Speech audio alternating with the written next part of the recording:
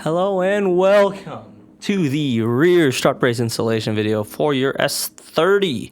Let's get into this. This is our wrinkle black finish on the rear strut brace. We're gonna go ahead and use this for the install. It doesn't show up that great on camera, but it should get the point across pretty clear.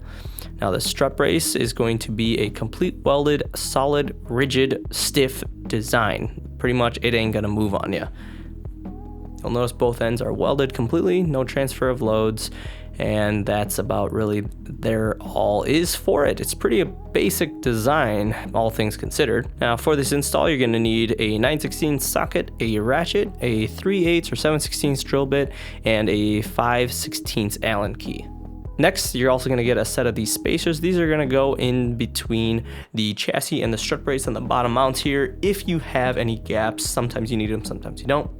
You also get 4 of the 3/8 nuts, 4 of the 3/8 washers, and 4 of the 3/8 socket head bolts. All right, here we're gonna go ahead and put this strut brace onto the car. You'll notice here that we're gonna have a Sharpie and a drill bit. So we're gonna go ahead and kind of align this up.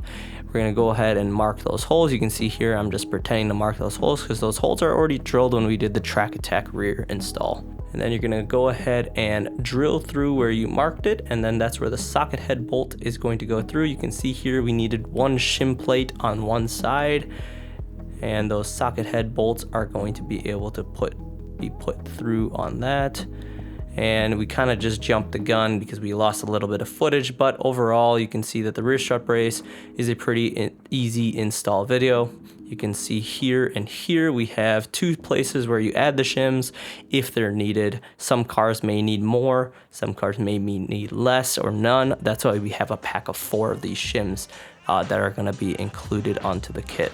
Now the other thing to note is being a solid rear strut brace and not allowing any flex, even though the holes are slotted to account for any imperfect chassis lines, we would recommend, if for some reason the chassis isn't fitting, is to remove any load or removing the suspension drop off of the car, either by jacking it up so the suspension is at a neutral position without any load and seeing if the strut towers move separate from each other, or putting it back under load to see if they move in, and that would hopefully allow you to slip over the strut brace if for some reason you are not able to get it to bolt on while the car is under its own suspension load.